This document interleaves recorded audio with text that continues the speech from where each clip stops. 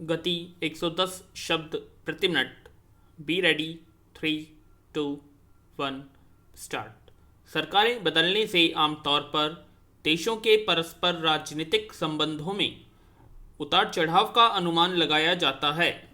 किन्हीं दो देशों के बीच अगर रिश्ते रसातल में पहुंच गए हों तो सरकारों के परिवर्तन के साथ उनमें सुधार की संभावना पैदा हो जाती है। चीन और अमेरिका के राजनीतिक और व्यापारिक संबंधों को लेकर भी कुछ समय से ऐसे बदलावों की उम्मीद की जा रही थी। माना जा रहा था कि पूर्व अमेरिकी राष्ट्रपति डोनाल्ड ट्रंप के समय चीन से अमेरिका के रिश्तों में जो तनातनी आई थी, बाइडेन के कार्यकाल में उसमें नरमी आएगी।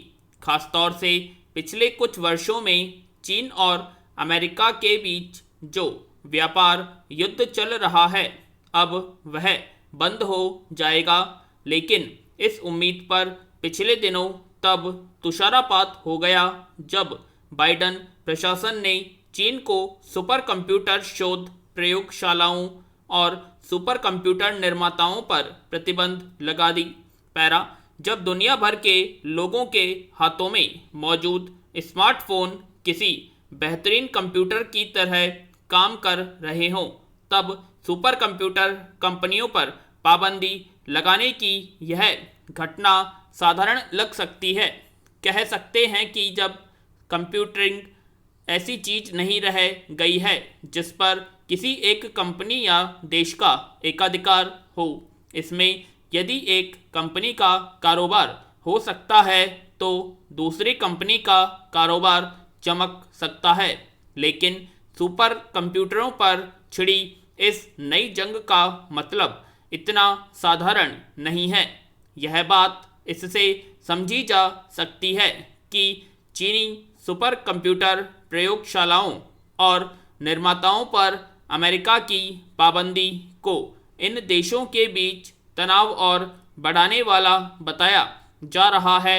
जहां तक अमेरिका की ओर से प्रतिबंध का सवाल है तो यह अपने आप में ही आश्चर्यजनक है कि ज़्यादातर मामलों में नरमी दिखाने वाले जो बाइडेन ने अपने पूर्ववर्ती डोनाल्ड ट्रंप की तरह ही तेवर दिखाए हैं। इस फैसले से जाहिर होता है कि बाइडेन ट्रंप द्वारा चीनी प्रौद्योगिकी कंपनियों के खिलाफ शुरू किए गए सख्त रुख पर कायम रहेंगे। अमेरिका इन प्रौद्योगिकी कंपनियों को खतरा मानता है। हैरान करने वाली बात यह है कि बाइडेन प्रशासन ने आरोप लगाया है कि चीन इन्हीं कंपनियों के बनाए सुपर कंप्यूटरों का इस्तेमाल अपनी सेना के लिए बनाए जा रहे हथियारों के विकास में कर रहा है। इस प्रतिबंध से चीन के लिए अमेरिकी तकनीक को हासिल करना और मुश्किल हो जाएगा। हालांकि इसका एक सच यह है कि अमेरिका चीन की तमाम प्रौद्योगिकी कंपनियों को अपनी कंपनियों के लिए प्रतिद्वंदी मानता है।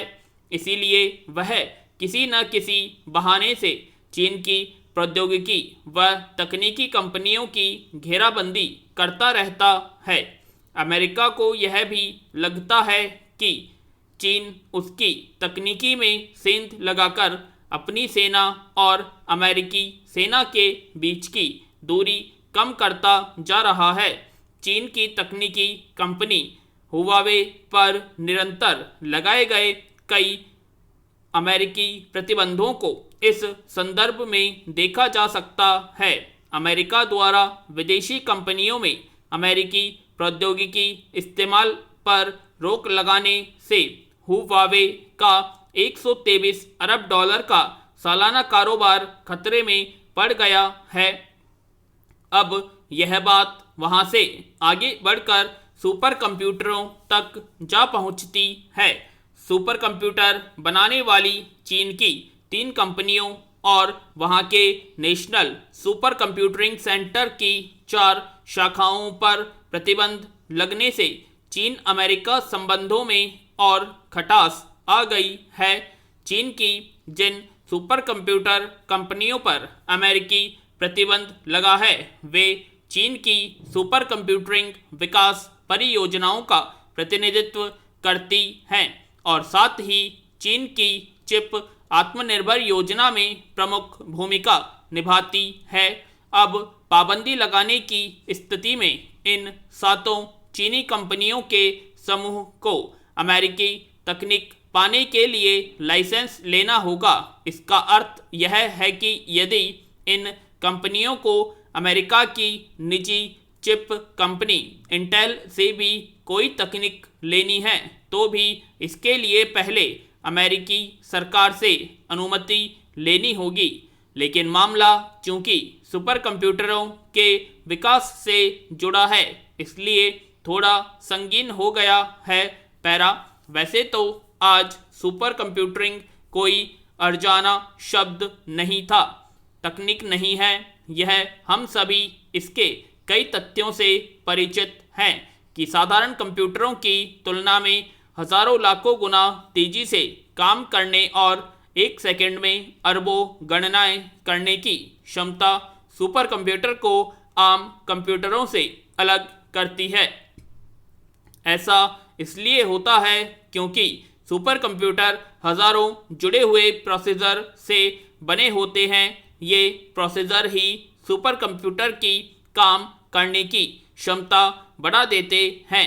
इसीलिए इनका इस्तेमाल मौसम के पूर्वानुमान, जलवायु के रुझान, परमाणु परीक्षणों और दवा उद्योगों में शोध जैसे कामों के लिए किया जाता है। चिकित्सक, खासतौर से दवा क्षेत्र में कोरोना महामारी के दौर में सुपर कंप्यूटरों का इस्तेमाल काफ़ी बढ़ा है। इससे जहां तक एक कोरोना विषाणु के स्वरूप बदलने की क्षमताओं को समझने के प्रयास हो रहे हैं, वहीं यह अकाल भी किया जा रहा है कि कौन सा टीका कितना कारगर रहेगा। सुपर कंप्यूटर से अंतरिक्ष अनुसंधान और बेहद उच्च स्तरीय हथियार जैसे कि परमाणु हथियार और हाइपरसोनिक मिसाइलें बनाने में भी काफ़ी मदद मिलती है। दावा है कि आज सभी तरह के आधुनिक हथियारों के निर्माण और राष्ट्रीय सुरक्षा तंत्र में सुपर कंप्यूटर का भी इस्तेमाल होता है।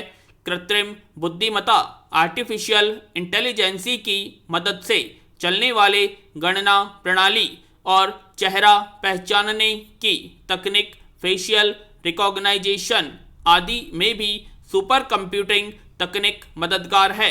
अंतरिक्ष की खोज, चिकित्सा, तीव्र इंटरनेट सेवा, इंसान के दिमाग की पड़ताल, रोबोटिक्स और मौसम संबंधी जानकारियों के बढ़ते दायरे के मद्देनज़र अब दुनिया में अत्यधिक तेज सुपर कंप्यूटरों की ज़रूरत पड़ने लगी है। इस ज़रूरत को भांपते हुए चीन, रूस, अमेरिका, जापान आदि देश तीव्रतम सुपर कंप्यूटरों के निर्माण की कोशिश में लगे हुए हैं। सुपर कंप्यूटिंग में पड़ोसी चीन से लेकर जापान, अमेरिका आदि कई मुल्क अपनी बादशाहत कायम करने के प्रयास में है। पर यहाँ एक मौलिक सवाल भारत के सुपर कंप्यूटरों की स्थिति का भी उठता है। पैरा, सुपर कंप्यूटर के मामले में भारत की हैसियत का मामला ऐसा है कि पिछले वर्ष 2020 में यह सूचना आई थी कि देश को पहली बार कृत्रिम मेधा AI से युक्त सुपर कंप्यूटर मिलने जा रहा है। एक अमेरिकी कंपनी एनविडा और जोधपुर स्थित भारतीय प्रौद्योगिकी संस्थान IIT के बीच हुए करार के मुताबिक यह सुपर कंप्यूटर जल्द ही देश में स्थापित किया जाएगा। दुनिया के सबसे शक्तिशाली इस सुपर कंप्यूटर DGX-2 को IIT की एक विशेष प्रयोगशाला में ही लगाया जाएगा। इससे देश में कृत्रिम मेधा संबंधी गतिविधियों को नई ताकत मिल सकेगी। करीब 150 किलोग्राम वजनी यह सुपर कंप्यूटर अपने पहले के संस्करण DGX-1 के मुकाबले इतना तेज है कि उसके 15 दिन के बराबर का काम यह महज 1.5 दिन में कर लेगा। इससे देश में सेल्फ ड्राइविंग कारों के संचालन में मदद मिल सकेगी। एक दावा यह भी है कि दुनिया के 500 ताकतवर सुपर कंप्यूटरों की सूची में इसका स्थान 22वां है। पूर्णविराम।